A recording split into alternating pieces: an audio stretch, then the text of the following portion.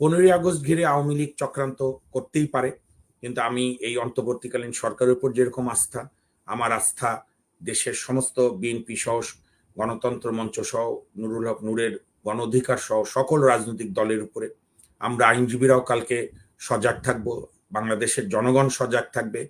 Even আমাদের যারা বীর ছাত্র আন্দোলনের সমন্বয়করাও বলেছে তারা রাজপথে থাকবে। আওয়ামী কোনো চক্রান্ত ইনশাল্লাহ সফল হবে না, এবং সব রাজনৈতিক দলের সঙ্গে ঐক্যমতের ভিত্তিতে এই অন্তর্বর্তীকালীন সরকার যে 15ই আগস্টের ছুটি বাতিল করেছে, এই জন্য সরকারকে অভিনন্দন। কারণ সরকার একটা চিহ্ন দেখিয়েছে যে তারা একা সব করছে না।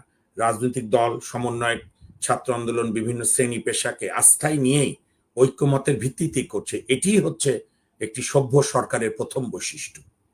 কাজী আমি মনে করি যে 15ই আগস্ট নিয়ে কোনো দুশ্চিন্তার কারণ আপাতত আমি যতটুকু জানি আছে বলে মনে হয় না, কারণ জনগণ রাজপথে আছে। কারণ নিশ্চয়ই ক্ষমতার থাকার চাইতে আর শক্তিশালী তো এখন আওয়ামী লীগ না, আওয়ামী লীগ পলায়নকৃত দল।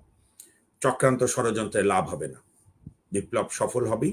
বরং অন্তর্বর্তীকালীন সরকারের প্রতি একজন নাগরিক হিসাবে আমার বিনম্র অনুরোধ যে অতি দ্রুত, অন্তত 2 সপ্তাহের মধ্যেই বা এই মাসের শেষেই আবারও রাজনৈতিক দলগুলোর সঙ্গে আলোচনা করে, ধরেন আইনজীবীদের প্রতিনিধিদের সঙ্গে আলাপ করা, ব্যবসায়ী, শিক্ষক, বিভিন্ন শ্রেণী পেশা, সাবেক ব্রোকরাট, বুদ্ধিজীবী, শিক্ষক, তাড়াতাড়ি আলোচনা করে আপনারা একটা রোড ম্যাপ দেন যে এইভাবে আপনারা মিনিমাম সংস্কারগুলো করে, কিছু ক্ষেত্রে আমূল সংস্কার করে নির্বাচনের মাধ্যমে জনগণের প্রতিনিধিদের কাছে ক্ষমতা হস্তান্তর, এটার একটা রোড ম্যাপ দিলে বাংলাদেশের মানুষ আরো আস্থাবান হবে এবং আপনাদেরকে আরো সহযোগিতা করবে।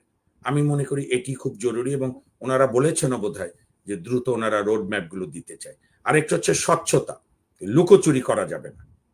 আমি সরকারকে সমস্ত সমর্থন রেখেই বলছি, সবসময় যে যে ক্ষেত্রে সংস্কার করতে চান সেই ক্ষেত্রে লোকদের সঙ্গে, অর্থাৎ স্টেক হোল্ডারদের সঙ্গে বৈঠক করে। এই যে শেখ হাসিনার যে ফ্যাসিস্ট অ্যাটিটিউড, আমি সব জানি, আমি সব জানতা, আর কেউ কিচ্ছু জানে না, মামুন রবি মূর্খ, আলাউদ্দিন সাহেব মূর্খ, এই ফ্যাসিবাদী মাইন্ডসেট থেকে বেরিয়ে এসে সকলকে নিয়ে আমাদের চলতে হবে। তাহলেই রাষ্ট্রের সংস্কারের কাজ এগুবে, এবং আমরাও মনে করি সংস্কারগুলো করে নির্বাচনেরও একটি রোড